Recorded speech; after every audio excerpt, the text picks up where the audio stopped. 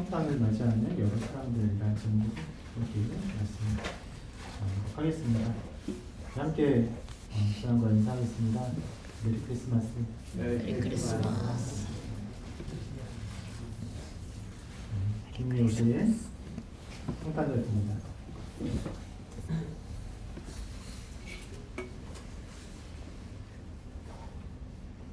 우리를 구하시기 위해서 이 땅에 오신 우리가 다 가늠할 수 없는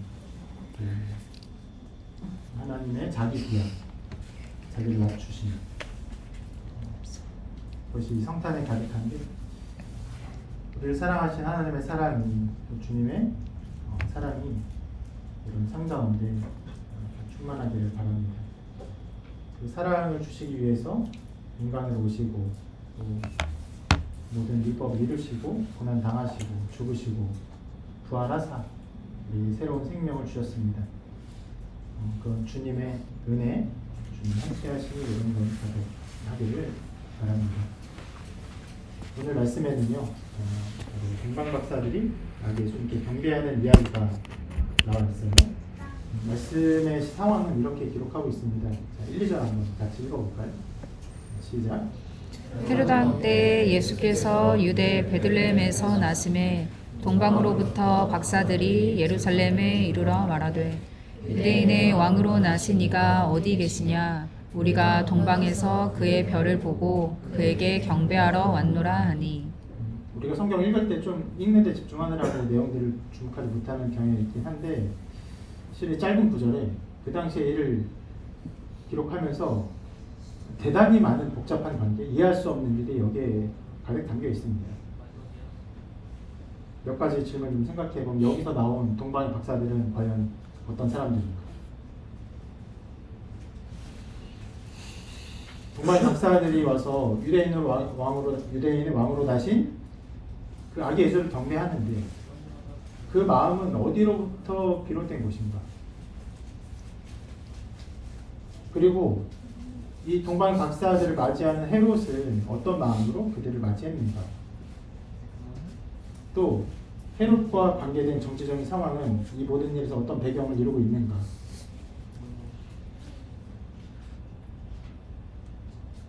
이것들을 우리가 함께 좀 살펴보면서, 다 설명할 수 없어요. 그냥 그런 것들을 보면서 이 말씀에 담겨있는 하나님의 섭리, 그리고 지금도 역사하신 하나님의 섭리를 조금 더 이해하고, 또 우리를 다스리시고 우리를 사랑하신 하나님의 은혜와 사랑을 더 찬양하는 여러분이 되기를 바랍니다. 오늘 말씀에서 가장 중요하게 다루어지는 사람들은 바로 이 동방의 박사들입니다.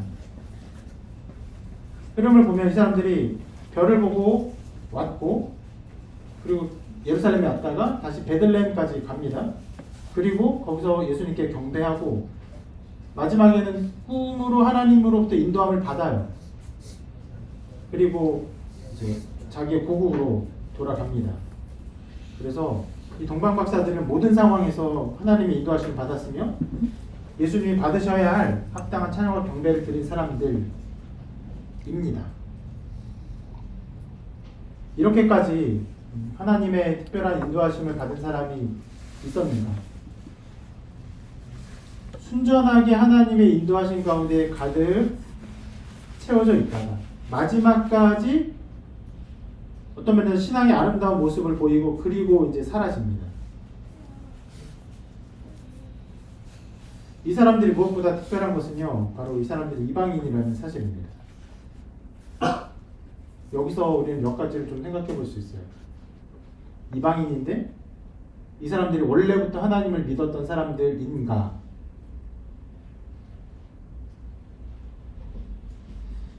한편으로 이렇게 생각할 수 있습니다. 유대인의 신앙, 이스라엘에 있었던 하나님을 믿는 신앙이 유대인에게만 있었고, 그 밖의 사람들은 절대로 하나님을 알 수 없었다. 여러분, 이렇게는 볼 수 없어요. 시대적 상황을요. 왜냐하면 그 구약의 시대부터 이스라엘 백성들이 여호와 하나님을 섬기는 것을 여러 모양으로 다른 나라 사람들이 알고 있었죠. 우리가 출애굽기를 보는 것도 마찬가지죠. 거기에 이미 그 애굽의 사람들이 여호와 하나님의 이름을 계속 들어왔습니다. 두려워해요. 나중에도 수많은 나라 사람들이 여호와 하나님의 이름을 두려워합니다. 그런 면에서 하나님의 이름이 여러 나라에게 전해졌다 라는 것을 우리가 생각할 수 있겠고요. 또 그 이스라엘 백성 사람들이 그 나라에 그 한정돼서 퍼져나가지 않은 것이 아니죠. 그러니까 여러 상황으로 퍼져나갑니다. 실은 북이스라엘과 남유다로 나누어지고 이 북이스라엘과 남유다가 완전히 다 멸망할 때 어떤 정책이 펼쳐졌냐면은 이스라엘을 데려다가 강제로 다른 나라에 이주시키는 그런 정책도 펼쳐요. 그래서 이스라엘 사람들이 여러 나라에 퍼져 살았다. 그리고 그 사람들 어떻게 살았냐? 실은 그것은 구약에도 많이 나온 이야기인데 우리가 나중에도 살펴볼 이야기겠지만 이스라엘 백성들이 그 이방에 가서 살 때에는 그들의 신앙을 지키기를 힘씁니다. 그들의 혈통을 지키기를 힘쓰고 그들의 신앙과 믿음을 지키기를 힘써요. 그래서 어느 곳에서나 유대인이 가서 사는 곳에서는 유대 공동체가 만들어져요. 그것이 나중에 참 복잡한 이야기인데 본격적으로 예수님을 믿는 사람들이 생기고 교회가 생겨나고 교회가 수많은 지역에 전파될 때 바울의 전도 전략이 무엇입니까? 각 지역에 있는 회당, 시나고그, 회당에 가서 전하는 거예요. 왜냐하면 그 지역, 예를 들어서 에베소 지역, 혹은 빌립보 지역, 이것은 당연히 이스라엘이 아니에요. 그 에베소나 빌립보 지역에 있었던 회당, 거기에는 유대인들이 모여 살았던 곳에서 이들이 하나님의 말씀을 지키고 살았기 때문에 이들에게 가서 하나님의 말씀을 근거로, 그때 구약밖에 없었으니까 그걸 근거로 예수 그리스도를 전하는 것이 매우 효과적이기 때문에 바울이 그렇게 전도를 했습니다. 그렇다는 것을 생각해 볼 때 하나님을 아는 신앙이 이스라엘에만 있었다 이렇게 볼 수는 없어요. 분명히 여러 지역에 퍼져나갔고 여러 지역에서 퍼져나간 이스라엘의 그 신앙들이 때때로는 그 이방인에게도 전해져서 이방인들이 유대인 안으로 들어오기도 합니다. 어떻게 들어오냐면 유대인의 모든 신앙의 관습들, 그의 율례를 지키기로 서약하고 무엇보다 뭘 해야 됩니까? 할례를 받아야 돼요. 지금이야 수술 기법이 잘 발달해서 그런 할례를 받는 수술이 그다지 큰 수술이 아니라 할 수 있지만 그 당시에는 그렇게 할례를 받는 것이 실은 어떤 사람이 어떤 종교로 가는 데 있어서 그 종교에 들어가는 일종의 입회 단계들 있잖아요. 할례는 굉장히 높은 단계예요. 굉장히 어려운 단계입니다. 근데 그것조차도 감수하고 유대인이 되는 이방인들도 있었어요. 자, 그런 것들을 생각해 볼 때, 이 팔레스타인 지방 외의 모든 사람이 하나님을 알지 못했다라고 말할 수는 없습니다. 그래서 오늘 말씀에 나온 이 동방 박사들을 한편으로는 이렇게 생각할 수 있어요. 아, 그들이 하나님을 믿는 사람들이었다. 동방에서 온 하나님을 믿는 어떤 사람들이었다라고도 감히 추측해 볼 수도 있어요. 그런데 실은 말씀은 그런 것들을 전혀 드러내지 않죠. 그냥 이렇게 표현합니다. 저 위에 있는 동방의 박사들. 실은 여기서 표현한 박사들은요, 지금 우리가 쓰는 박사라는 개념과는 다르죠. 많이 다르죠. 지금의 박사는 이렇게 표현할 수 있어요. 우리가 살아가는 세계에 인식의 테두리를 넓히는 사람들입니다. 어떤 인식의 끝이 있어요. 우리가 더 알지 못한 어떤 것들이 있습니다. 예를 들어서 양자역학을 하면 양자역학에도 어떤 개념들이 있어요. 연구한것들이 있습니다. 그 끝에서 어떤 개념을 더 발전시켜요. 남들이 알지 못했던, 남들이 발견하지 못했던 어떤 것을 발견하거나 그것을 개선시켜요. 그러면 어떻게 됩니까? 얘 박사학위를 갖는 거예요. 그래서 어떤 면에서는 지식의 한계를 넓히는 선구자라고 할 수 있어요. 그러나 오늘 말씀에 나온 박사는 그런 게 아니에요. 그래서 어떤 번역 성경에서는요, 그냥 와이즈맨, 현자 이런 정도로 표현하기도 하는데, 실은 이제 마기라고 표현된 헬라어로 쓰인 단어고 마고스의 복수형으로 이 사람들은 이제 마술사 혹은 점성술사를 의미하는 것이에요. 그런데 여기서도 좀 우리의 그 언어적 한계를 조금 정돈하기 위해서 동방인은 점성술사가 찾아왔다 하면 굉장히 어떤 느낌입니까? 타로 점 치는 사람들 찾아온 것 같고, 혹은 뭐 부두술을 하는 사람들이 찾아온 것 같고, 뭐 이런 느낌이죠. 그런 것과도 조금은 달라요. 왜냐하면 그 당시에 정말 그 천문학이라는 것, 그리고 어떤 면에서 그걸 가지고 점을 치는 것, 또 그걸 가지고 정치와 연동하여서 국가적 정책을 정하는 것들이 굉장히 혼재돼 있어요.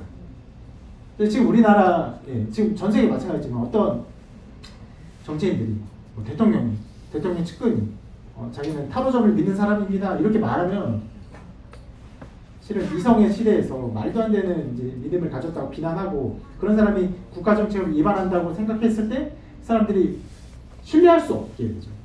그래서 그런 것들을 검증하는 절차를 따지게 되는데, 이 당시에는요 그런 것들이 굉장히 혼재돼 있어서 국가적 정책을 위반하고 그것을 제안하고 혹은 그것을 시행하는 사람들 중에 점을 치고 혹은 천문학을 연구하고 점성술을 연구하는 사람들이 함께 엮여 있는 거예요. 그래서 이 사람들이 아주 나쁜 쪽으로 뭐 타로점 치는 사람이냐, 그렇게 볼 수도 있어요.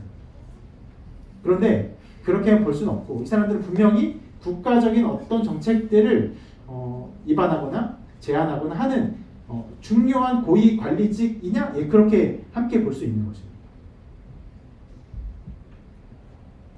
자, 지금 제가 동방 박사가 어떤 사람인가에 대한 좀 어떤 면은 추론적 가정들을 몇 가지를 하고 있어요.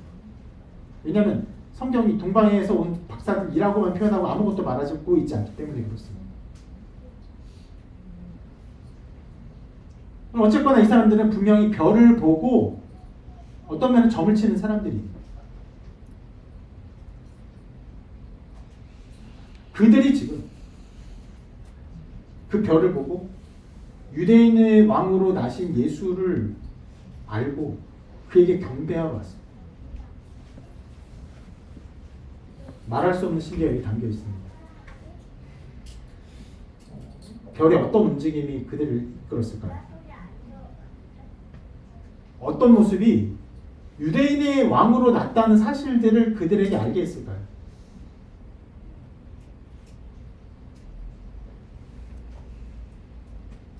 실은 이 부분이 우리가 이것을 이해하는데 굉장히 좀 그 중요한 부분처럼 여겨지기도 하고 그렇게 생각할 수도 있지만, 성경은요 그것을 1절 다루지 않아요.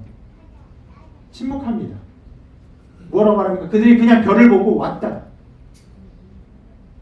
그리고 와서 아기에게 경배하라 한다. 이렇게 말해요. 성경이 때때로 매우 중요한 인물들에 대해서 이 사람들이 어디서 왔는지, 어디로부터 난 사람이 침묵할 때가 있습니다. 그런 사람 중에 대표적인 사람이 멜기세덱이라는 사람입니다. 저건 아닙니다. 동방박사들이 건강에 지어야 되고요. 멜기세덱이라는 사람입니다. 자, 멜기세덱이 실은 창세기에 나온 사람이에요. 이 사람은 창세기에서 어떻게 기록하고 있는지 이 창세기 말씀 한번 같이 읽어볼게요. 읽습니다. 시작. 멜기세덱이 떡과 포도주를 가지고 나왔으니 그는 지극히 높으신 하나님의 제사장이었더라. 그가 아브라함에게 축복하여 이르되 천지의 주제시오 지극히 높으신 하나님이여 아브라함에게 복을 주시옵소서. 너희 대적을 내 손에 붙이신 지극히 높으신 하나님을 찬송할지로다 하매 아브라함이 그 얻은 것에서 10분의 1을 멜기세덱에게 주었더라. 굉장히 갑작스럽게 등장합니다. 정말 뜬금없이 그냥 등장했는데 이 사람이 누구라고 이제 소개합니까? 하나님의 제사장입니다. 실은 여러분 이제 성경을 이 부분을 잘 알지 못할 수 있는데, 제사장은 내가 제사장 될게 이렇게 할 수 없어요. 제사장은 제사장의 그 가문에서 나와야 됩니다. 그래서 제사장 누구를 소개할 때 누구의 가문 언제나 최소한 아버지, 가능하면 할아버지까지 소개를 해요. 그런데 이 사람은요 그냥 없어요. 그냥 하나님의 제사장. 게다가 자, 맨 밑에 보면 10분의 1을 멜기세덱에게 주었더라 했죠. 여러분 이게 11조인데 여러분 11조를 언제 합니까? 예배 때 하죠. 누구에게 합니까? 바로 하나님께 드리죠. 11조 누구에게 드리냐면은 존귀한 자에게 영적인 권능이 있는 자에게 바치는 거예요. 그러면 여기서 나타난 멜기세덱은 아브라함보다 하나님의 택하신 백성인 믿음의 조상 아브라함보다 더 영적으로 권위가 높은 사람인 것을 드러내는 것이에요. 그래서 나중에 신약 성경에서 이 멜기세덱에 대한 이야기가 가장 신비롭고 어렵다는 것을 말하면서 멜기세덱에 대해서 이렇게 설명하고 해설합니다. 이 부분 같이 한번 읽어볼게요. 시작. 멜기세덱은 살렘 왕이요 지극히 높으신 하나님의 제사장이라. 여러 왕을 쳐서 죽이고 돌아오는 아브라함을 만나 복을 빈 자라. 아브라함이 모든 것의 10분의 1을 그에게 나누어 주니라. 그 이름을 해석하면 먼저는 의의 왕이요 그 다음은 살렘 왕이니 곧 평강의 왕이요 아버지도 없고 어머니도 없고 족보도 없고 시작한 날도 없고 생명의 끝도 없어 하나님의 아들과 닮아서 항상 제사장으로 있느니라. 이 사람이 얼마나 높은가를 생각해보라.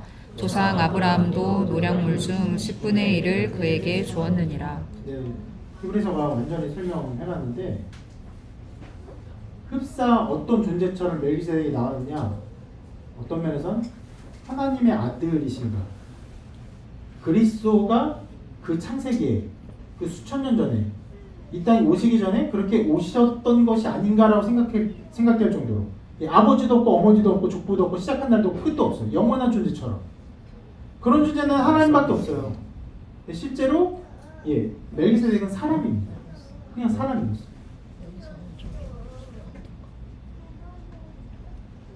그리스도가 그때 육신으로 현현하셨다. 우리 이렇게 보지 않습니다. 사람이에요. 분명히 사람이에요. 그런데 하나님께서 굉장히 신비롭게 이 멜기세덱이라는 사람을 쓰고 이 멜기세덱이 어디로부터 나왔는지 알지 못하게 사용하면서 이 사람의 신비함과 영광을 어떻게 했습니까? 나중에 예수 그리스도의 하나의 예표로서 나타난 존재라라고 말을 하는 거죠.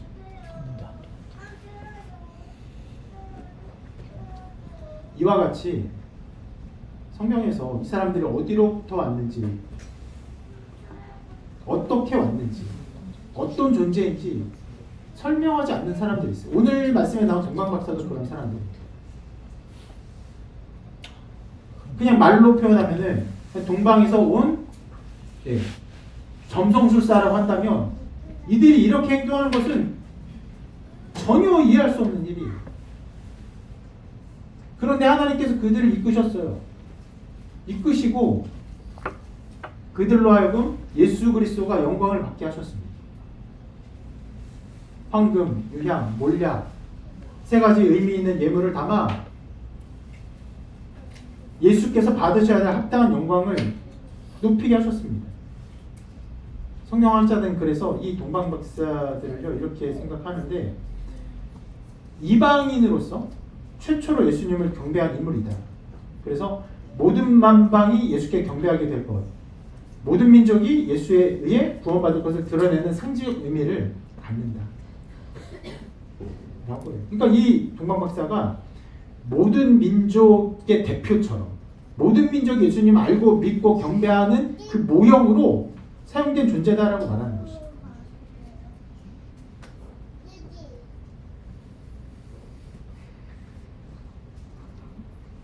이것은 어떤 면에서 세례 요한이 타락한 이스라엘 백성에게 외친 말이 있어요. 이 말인데요. 속으로 아브라함이 우리 조상이라고 생각하지 말라. 내가 너에게 이루느니 하나님이 능히 이 돌들로도 아브라함의 자손이 되게 하시리라. 하신 이 말씀의 완전한 성취가 아닌가 생각이 됩니다. 이스라엘 백성이요. 자기들이 아브라함의 자손이야. 혈통적으로 난 아브라함 자손이야. 그래서 실은 이스라엘 백성이 끔찍하게 혐오한 사람들이 있어요. 누구냐? 바로 사마리아인들. 사마리아인들이 원래 아브라함의 자손이었는데 피가 완전히 섞입니다. 아까 말했던 그 이방 민족이 이스라엘을 정복했을 때 혼혈 정책을 펼치거든요. 그때 사마리아가 완전히 섞여버려요. 자기의 그 혈통적 순서를 지키지 못합니다. 그래서 같은 이스라엘 안에 살면서 이 유대인들은요, 어떤 면에서는 같은 피의 어느 정도를 가지고 있는 사마리아인들 끔찍하게 혐오해요. 그래서 사마리아 집안이 중간에 있으면 어떻게 합니까?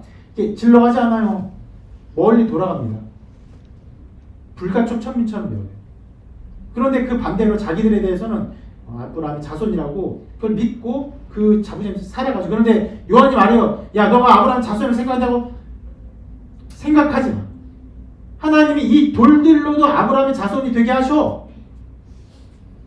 그와 같이 여러분, 동방에 점성술사가 와서 예수 그리스도를 경배하고 있는 거예요.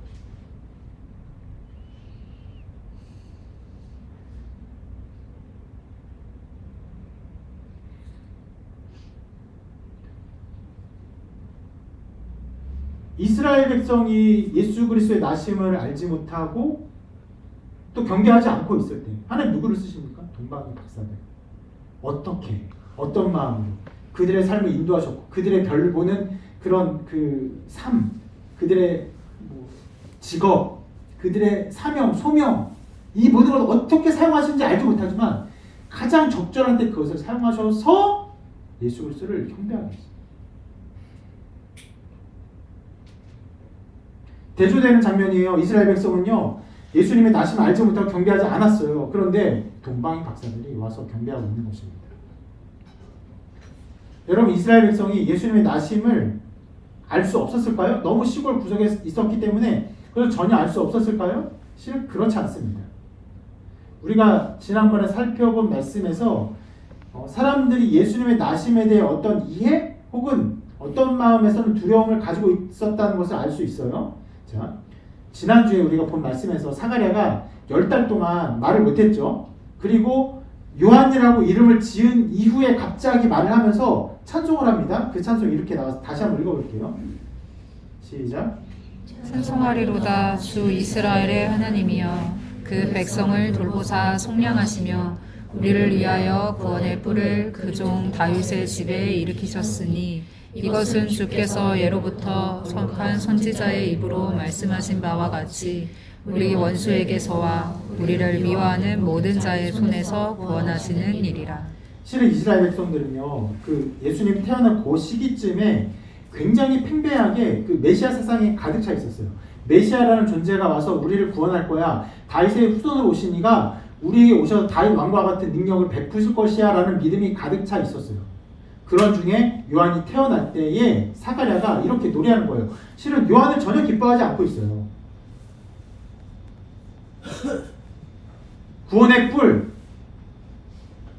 다윗의 집에 일으킨 구원의 뿔, 그 권능이 하나님의 그 권능과 같은, 왕의 권능과 같은 권능이에요. 그 권능과 같은 존재가 나타날 것이다. 요한이 태어났는데 그것을 노래하고 있어요. 무엇을요? 예수의 탄생과 그분의 능력과 권능과 그분이 우리를 구원하시고 속량하시는 것들을 노래하고 있어요. 여러분, 이 노래가 한편으로 이렇게 볼 수 있어요. 사가랴가 성령의 충만함을 받아 예언한 것이라고 말씀했는데, 성령의 충만함을 받아서 사가랴 혼자 감동해서 혼자 외친 소리다 이렇게 말할 수 있지만, 실은요, 우리가 지난주에 본 말씀에서 우리가 알 수 있지만 사가랴가 외친 그 소리에 대해서 사람들이 어떻게 반응했냐, 이렇게 반응합니다. 읽어볼게요. 시작. 그 근처에 사는 자가 다 두려워하고 이 모든 말이 온 유대 산골에 두루 퍼지매 듣는 사람이 다 이 말을 마음에 두며 이르되 이 아이가 장차 어찌 될까 하니 이는 주의 손이 그와 함께 하심이로라. 이것이 그때 일어난 일이에요. 정말 기이한 일. 요한의 이제 탄생조차 이미 기이한 일로 하나님께서 예비하셨어요.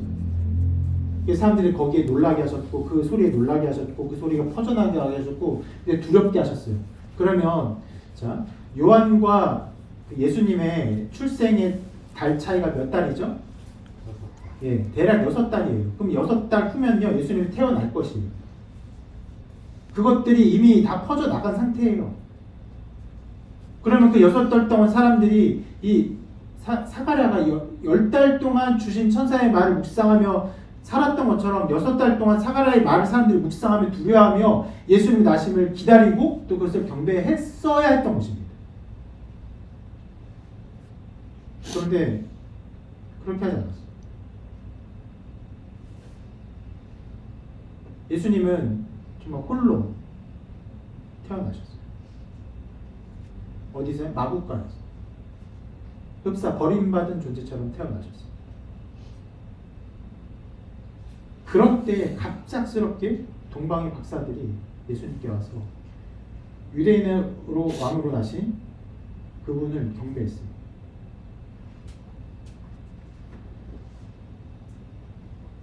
이것이 하나님은 인간의 입술을 통해서 예수 그리스도를 높이기를 기뻐하셨고, 어떤 사람을 사용하십니까? 전혀 관계없는 사람, 전혀 알지 못한 사람, 전혀 생각지 않은 사람들이 예수께 와서 예수를 경배하는 일들이 벌어져요.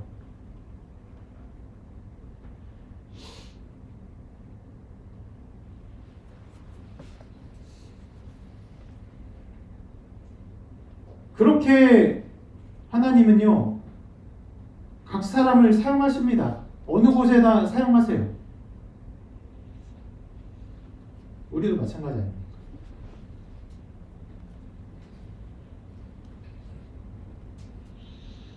때로 이제 우리 교회에 처음 오는 사람들이라든지 신앙생활을 이제 시작하는 사람들은 여기에 있는 사람들이 원래부터 신앙심이 좋고 믿음 생활 잘하고 이렇게 생각할 수도 있겠지만 그렇지 않죠. 다 똑같은 인간입니다. 하나님을 알고 믿는 것이 얼마나 어려운 일입니까? 얼마나 멀리 있는 일이에요.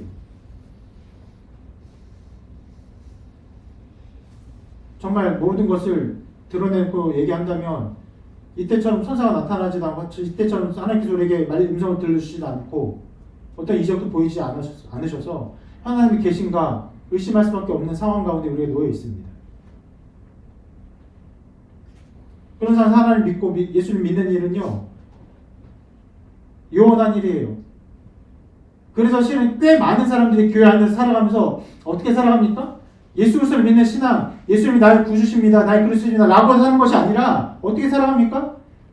그냥 하나의 문화 현상으로 교회 가고 착한 일하고 공동체 생활하고 행복을 느끼고 남을 돕고 하는 일종의 취미생활과 그다지 다르지 않은 것 같은 조금 더 영적이고 고결한 취미생활을 하는 것처럼 살아가요.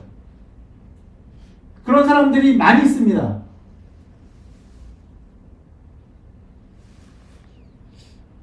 그런데 그런 가운데서 하나님께서 누군가에게 어떤 은혜를 주십니다. 예수 그리스도를 알게 하시고 믿게 하시고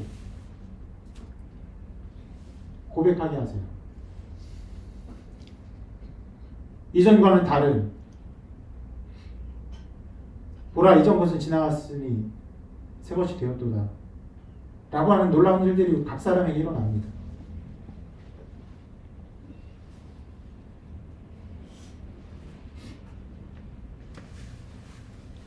아주 자주 말씀드렸던 것처럼 제가 예수님을 처음 만난 그때에, 그 첫 수련회, 여름 수련회를 가는 그때에 실은 저는 영적으로 굉장히 어떤 면에서는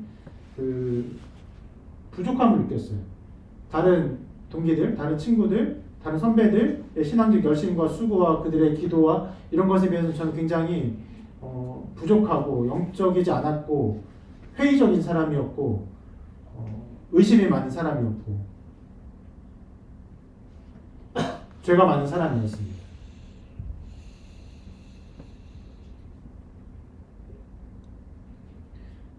그런데 그 마음에 예수 그리스도께서 죽으시고 부활하셨다는 것을 알게 하시고 믿게 하시고 그것만이 나의 소망이라는 것을 알게 하시고, 실은 그 수련회가 거의 15,000명이 참석한 수련회에서 영적으로도 콤플렉스를 느꼈지만 거기에 또 학교도 좋은 학교가 정말 많이 왔어요. 모든 대학교가 다 오니까 뭐 서울대, 연대, 고대, 카이스트, 공대 수많은 학교가 다 오니까 그런 어떤 면 학적인 콤플렉스도 느낄 수밖에 없어요. 그런데 그때 하나님께서 말씀을 듣게 하시고 예수 그리스도를 믿게 하실 때 하나님이 나를 사랑하시구나, 나를 사랑하셔서 예수님이 죽으셨구나, 죽으시고 부활하셨구나,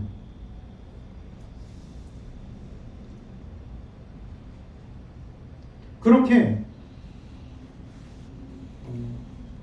저의 모든 삶을 사용하셔서 저의 모든 잘못된 종교적 열심을 사용하셔서 그 모든 것을 넘어서 예수 그리스도를 믿고 그 믿음 속에서 거듭나게 하시고 하나님을 알고 정말 하나님이 계시구나. 근데 밤이었거든요. 별이 많이 보였어요. 저 우주를 만드신 하나님이 지금 나를 사랑하시는구나. 이 수많은 사람들이 그때도 막 엄청나게 기도하고 있어요. 열광적으로 기도하고 있습니다. 실은 저는 그때 그렇게 기도하지도 않았어요. 그것을 알게 하시고 믿게 하신 것에 그 믿음에 너무 경이로워서 감히 아무 말도 하지 못했어요. 그러나 어떤 면에서의 학적인, 영적인 컴플렉스 따위는 다 사라졌어요. 왜요? 하나님이 나를 사랑하시고 예수 그리스도 나를 죽으시고 부활했다는 것을 알고 믿는 것 자체가 너무 기뻤어요. 그렇게 하나님이 우리를 부르십니다. 사용하십니다. 관계없는 사람들, 생각하지 않았던 사람들, 동방의 박사들을 부르셔서 예수 그리스도를 경배하게 하세요.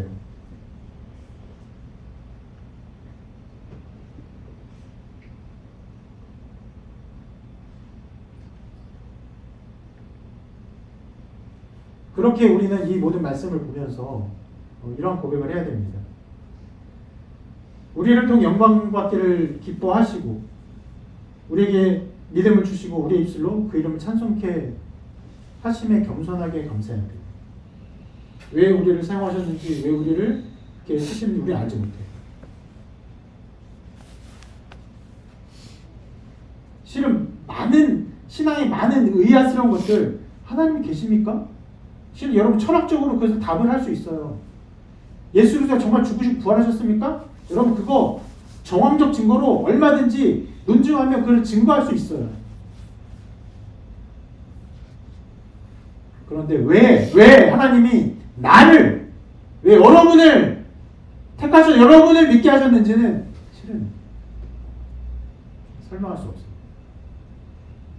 왜 다른 사람이 아니고 왜 하나님이 동방박사를 사용하셨는지 우리는 알지 못합니다. 알 수 없는 이유 속에서 하나님 우리를 택하셨고 그 택하심은요 너무너무 섬세하고 너무너무 영광스럽고 너무너무 거대합니다. 온 우주의 역사, 온 지구의 세계사의 역사의 흐름 속에서 그 어마어마한 물결의 흐름 속에서 복음의 빛이 우리에게 닿게 하셨어요.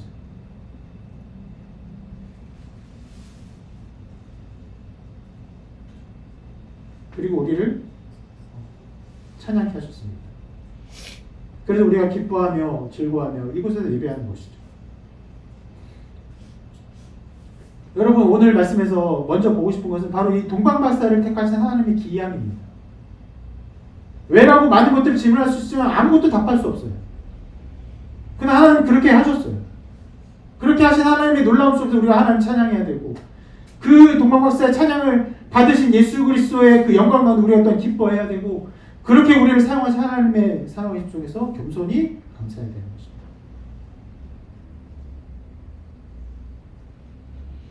하나님의 아들이 이 땅에 인간의 몸을 입으신 것도 기이한 일이고 동방박사가 온 것도 기이한 일이고 우리가 지금 이것을 기뻐하며 감사하며 예배하는 것도 기이한 일입니다.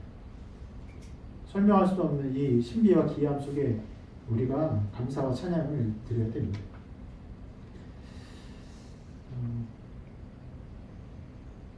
그리고 또 오늘 말씀에서는 이 동방박사 외에 또 한 사람의 중요하게 다뤄지는 사람이 있습니다. 그것은 바로 헤롯이에요. 헤롯은 동방박사와 정반대로 반응합니다. 동방박사들은 별을 보는 사람, 별을 보고 어떤 면에서 아직 되어지지 않는 일을 이렇게 가늠하는 사람입니다. 어떤 면에서의 신비 가운데 겸손한 사람들이라고도 할 수 있습니다. 그래서 그들은 이 별을 보고 하나님의 영광을 보았어요. 유대인의 왕으로 나신 이가 태어났다는 것을 알게 되었어요. 그리고 무엇을 하기 왔습니까? 그 유대인의 왕께 경배하고자, 그 경배하지 않고는 견딜 수 없는 마음의 정서와 감정이 그들에게 있었어요. 실은 동방이 어디인지 정확히 알 수 없잖아요. 동방이라고 여겨지는 곳이 가까운 바로 뭐 옆 나라는 아니라고 누구나 추측을 하는데 어떤 경우에는 뭐 중국에서 왔다고까지 보기도 해요. 먼 길을 왔어요. 아주 고된 수고를 가지고. 그런 어떤 열심과 사랑과 헌신과 감격과 이런 것들이 동방박사에 가득했지만 헤롯 왕은 그렇지 않았어요. 그는 하늘을 보는 사람이 아니었어요. 여러분 헤롯 대왕에 대해서 유튜브에 좀 검색하시면 이 사람이 얼마나 정치적이고 어떤 면에서는 정치적으로 얼마나 유능한 사람인지를 알 것입니다. 거의 뭐 이 정치 이 면에서는요 괴물 같은 사람이에요. 입지전적인 인물입니다. 어마어마한 사람입니다. 그러나 이 사람은 땅을 보는 사람이었고 권력을 쟁취하는 사람이었고 심지어 이 동방박사들의 말 속에 담긴 그 영광을 전혀 보지 못하는 사람이었어요. 그래서 결국 그는 자기의 왕권을 위해서만 움직입니다. 그러니까 모든 면에서 동방박사가 너무 달라요. 동방박사들은 그 알게 예수께 경배하는 게 자기에게 유익이 됩니까? 될 것도 없어요.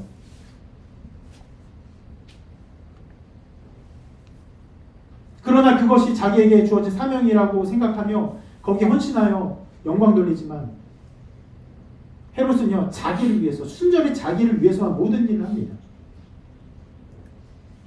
그래서 동방박사의 이야기를 듣고 이렇게 반응하죠. 같이 한번 읽어볼게요. 시작. 왕이 모든 제사장과 백성의 서기관들을 모아 그리스도가 어디서 나겠느냐 물으니 이르되 유대 베들레헴이오니 이는 선지자로 이렇게 기록된 바 또 유대 땅 베들레헴아 너는 유대 고을 중에서 가장 작지 아니하도다. 내게서 한 다스리는 자가 나와서 내 백성 이스라엘의 목자가 되리라 하였음이니이다. 동방박사들이 와서 그 유대인의 왕으로 나신 이의 그 지리적인 위치에 대한 궁금함을 표하자 헤롯이 적극적으로 도와줍니다. 대제사장 서기관들을 모아서 말씀의 근거에서 여기서 이제 미가서 5장 2절 말씀인데 그 말씀의 근거에서 베들레헴이다 라는 것을 특정하게 도와줘요. 그리고 이렇게 행동하죠. 읽어볼게요. 시작.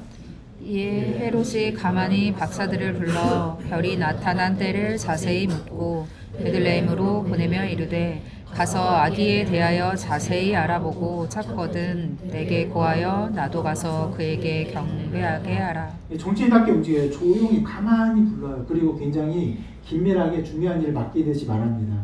가서 찾거든 나도 그 왕께 경배할 수 있게 나를 도와줘라. 엄청난 어떤 면에서는 겸손과 또 그 영광을 흠모하는 그 빛을 가장하고 있었을 거예요. 그리고 동방박사 실은 속았습니다. 여기에 완전히 속아요. 근데 왜 그렇게 했습니까? 예수를 죽이려고. 유대인의 왕으로 나신 이를 죽이려고. 왜 그러냐면 이게 정치적인 문제인데 헤롯은 어떻게 보면 정통 이스라엘 사람도 아니고 이스라엘 왕가의 사람도 아니에요. 그런데 정치적인 계략을 가지고 이 지방 전체를 다스리는 왕이 되었어요. 그렇기 때문에 이 사람은 자기의 왕권에 대한 많은 의혹과 혹은 공격을 받을 수 있는 자리였어요. 그런데 유대인의 왕으로 나신 어떤 존재가 있다고 하니까 자기의 왕권이 위협이 될 것을 알고 그를 죽이려 하는 것이에요. 하나님이 그 계략을 막으시죠. 동방박사들이 원래는 왔던 길로 돌아가서 다시 예루살렘으로 와서 헤롯 왕에게 그것을 보고하고 가야 되는데 그렇게 하지 못하게 합니다. 그래서 헤롯의 계략이 무너지죠. 계략이 실패하니까 이렇게 합니다. 심히 놓아요. 사람을 보내요. 베들레헴과 그 모든 지경 안에 있는 사내 아이를 박사들에게 자세히 알아본 그때를 기준하여 2살부터 그 아래로 다 죽인.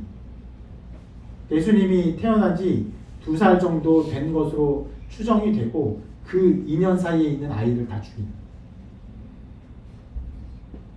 말도 안 되는 일이 벌어집니다.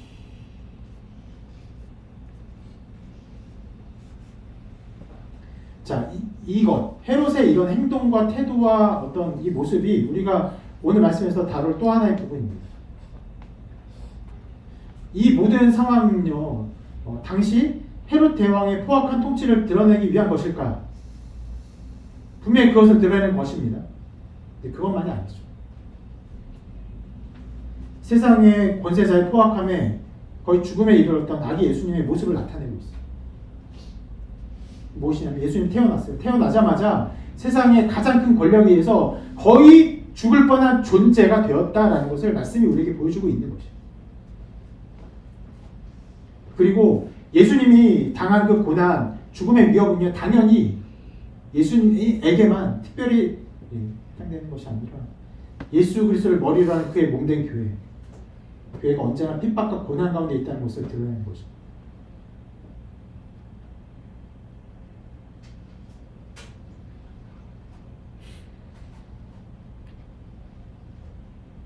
여러분, 이거 굉장히 상징적인 그림이죠.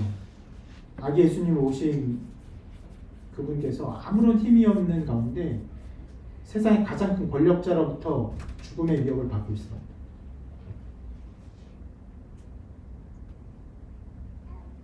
그건 교회를 드러내요. 교회는 어쩌나 그런 존재입니다.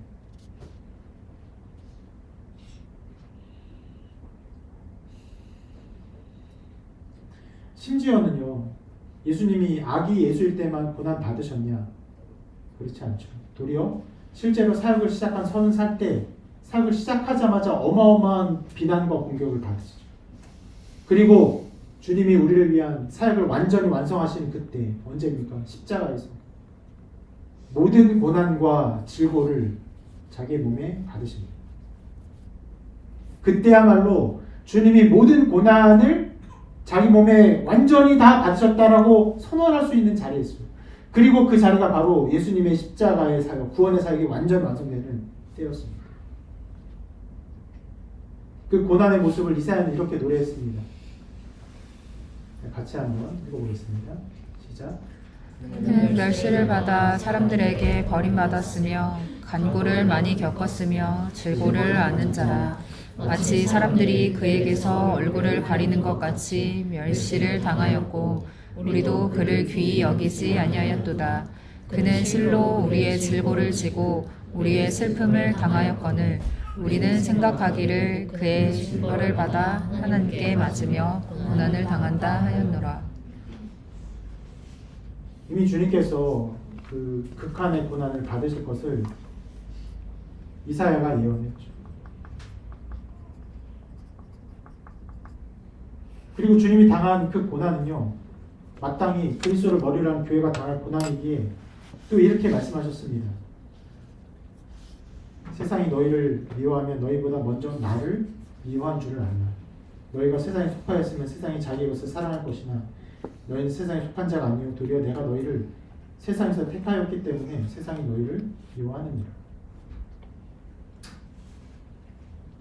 그리고 수많은 사역과 수고를 한 바울이 나중에 또 이렇게 고백합니다. 바로 이 시각까지 우리가 줄이고 목마르며 헐벗고 매 맞으며 정처가 없고 또 수고하여 친히 손으로 일을 하며 모욕을 당한 즉 축복하고 박해를 받은 즉 참고 비방을 받은 즉 고면하니 우리가 지금까지 세상의 더러운 것과 만물의 찌꺼기같이 되었도다. 말씀을 잘 보면요, 맨 윗절을 보면 바로 이 시각까지 내가 줄이고 말하지 이렇게 말하지 않았어요. 우리가 줄이고라고 말합니다. 이 모든 것은 바울이 당한 고난이지만 교회가 또 함께 여러 모양 같이 당한 고난입니다.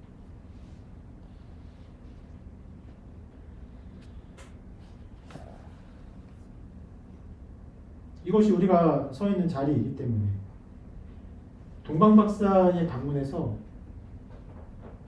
이 헤롯의 폭정 가운데 그것이 크게 드러난 것입니다.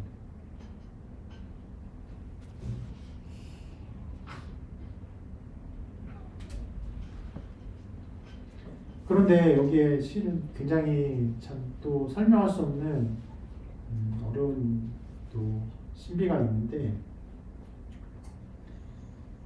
지금 이 사건 안에서 예수님이 또 교회가 세상의 폭정 안에 있다는 것을 우리가 보고 있지 않습니까? 그런데 그것, 이 환난과 고난 가운데 있는 것이 한편으로는 하나님께서 하신 일이에요. 하나님께서 고난과 환난 가운데 두심도 이 말씀 안에서 우리가 볼 수 있어요. 오늘 말씀의 흐름을 보면요, 동방 박사들이 별을 보고 왔습니다. 어디로 왔습니까? 별을 보고 예루살렘에 왔어요. 예루살렘에 와서 유대인의 왕으로 나신 이에게 경배하러 왔다라고 헤롯에게 고백을 해요.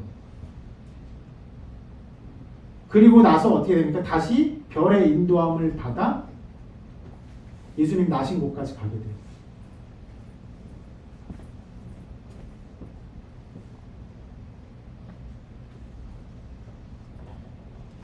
하나님께서 그러면 이렇게 하지 않으시고 별을 인도해서 그냥 베들레헴으로 인도하시면 안 됩니까?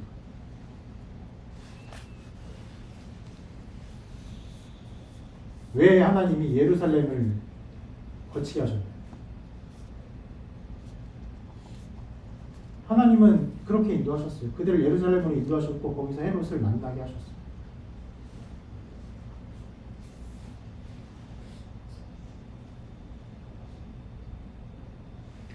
이건 두 가지를 드러냅니다. 한 가지는요, 헤롯의 완악함입니다. 그 소식을 듣게 하여서 헤롯이 어떻게 됩니까? 자기의 이 폭정과 완악함을 드러내요. 하나님의 복음이 하는 일입니다. 하나님의 복음은요, 사람의 죄와 악함을 드러내요. 그것을 듣기 전과는 다르게 반응합니다.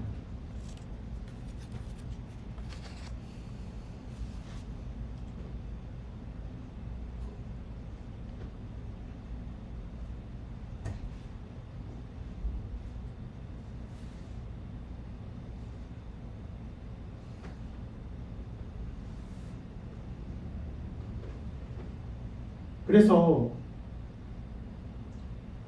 참 그런 완악함과 악함 가운데 거하지 않게 되기를 바랍니다.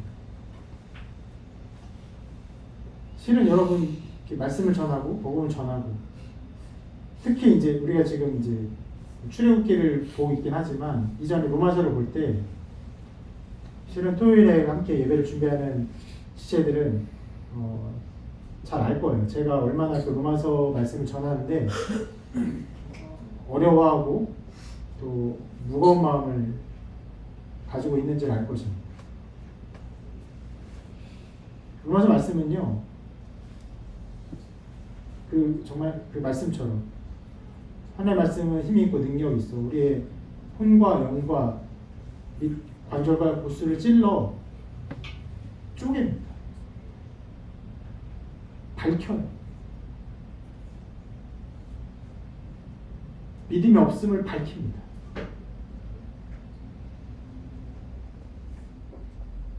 그래서 말씀을 전하고 나면 자주 느껴지는 감정들이지만 말씀을 듣고 다 행복해하는 그런 것이 아니에요. 꽤 여러 사람들이 고통스러워합니다. 어떤 때는 저를 미워하는 감정까지 느껴져요.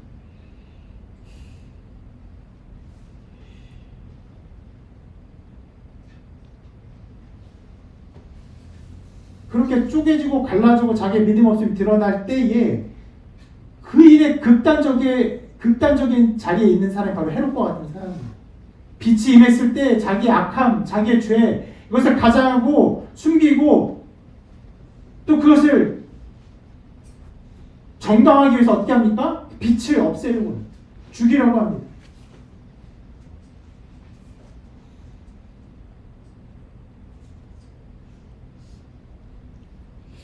실은 그런 면에서 여기에 있는 사람들이 헤롯과 같이 되지 않기를 바랍니다라는 말에 합당한 사람은 당연히 아닙니다. 적어도 겸손하게 하는 말씀을 듣기 위해 나온 사람들이기 때문에. 그러나 우리 인생이 길고 어떤 인생을 살지 저는 다 알지 못합니다. 어떤 순간에 완악하게 되고 어떤 순간에 타락하게 되고 멀리 떠나서 복음을 미워하게 될지 알지 못하는데 여러분 정말 이런 하나님의 심판이 임하지 않기를 바랍니다. 그리고 그것이 헤롯에게나 헤롯의 완악함을 드러내는 도구가 되었다면은 그 반대로는 이렇게 말할 수 있어요. 우리가 이해할 수 없는 인도하심 속에 우리를 고난에 두신 거예요.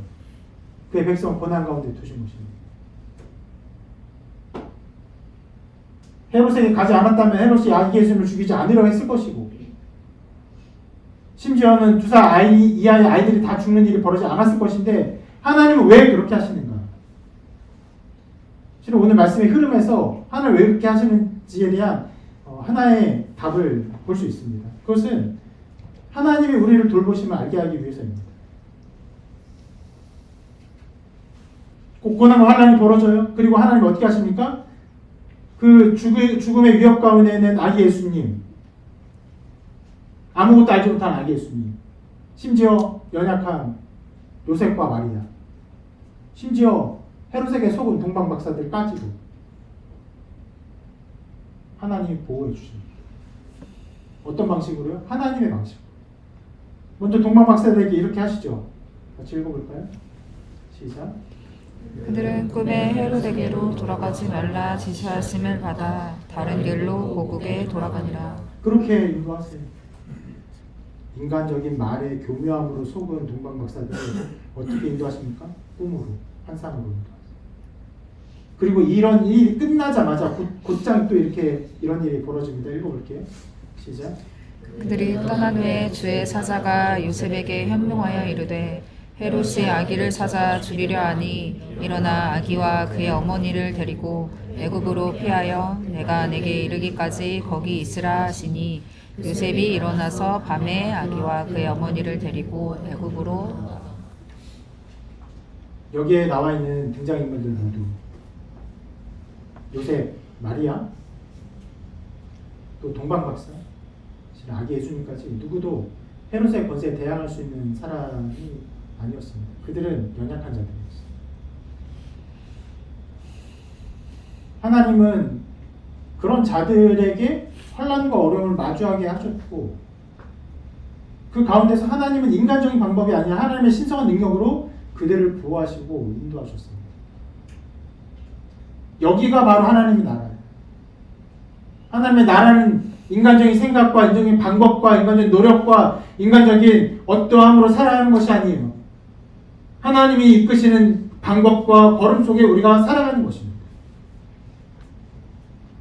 예수 그리스도의 나심하는 이것을 선명하게 갑작스럽게 동방박사를 데리고 와서 이 모든 일이 벌어지게 하셨고 그리고 주님이 경배받게 하셨고 그들을 보호하심을 드러내셨어요. 여러분 그래서 우리의 삶은요 아무런 어려움과 환난이 없는 삶이 아닙니다.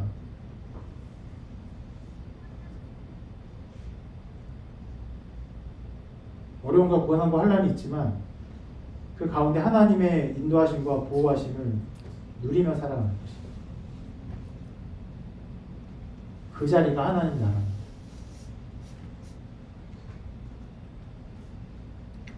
아기 예수님을 보호하신 하나님은요 예수 그리스도를 머리로 한 교회를 보호하십니다. 지키십니다. 한 해를 마무리하면서 작년과 많은 면에서 이렇게 다른 상황에 놓인 사람들이 있음을 보게 됩니다. 여러 어려움과 환난과 고난이 있음을 보게 됩니다.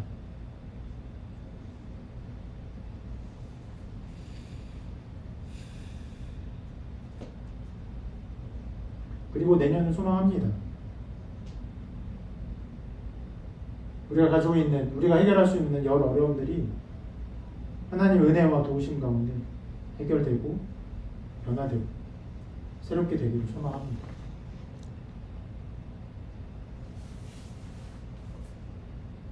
그 중간의 과정은 괴롭기도 하고 어렵기도 하고 난망하기도 하고 절망하기도 하고 두렵기도 하고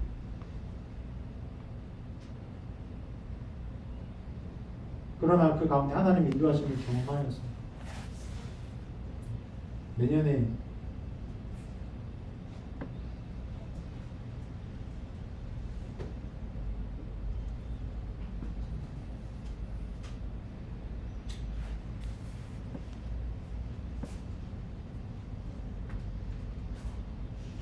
이 시간에는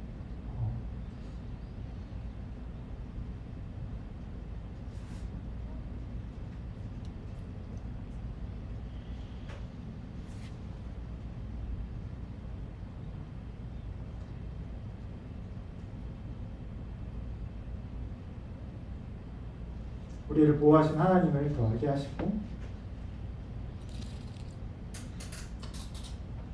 우리의 눈물에서 눈물을 거두시고 말할 수 없는 기쁨과 감사로 우리를 인도하실 줄 믿습니다. 그런 믿음과 고백과 하나님의 보호하심을 굳게 붙드는 우리의 걸음이 여러 상황을 가득하시기를 주님의 이름으로 축원합니다.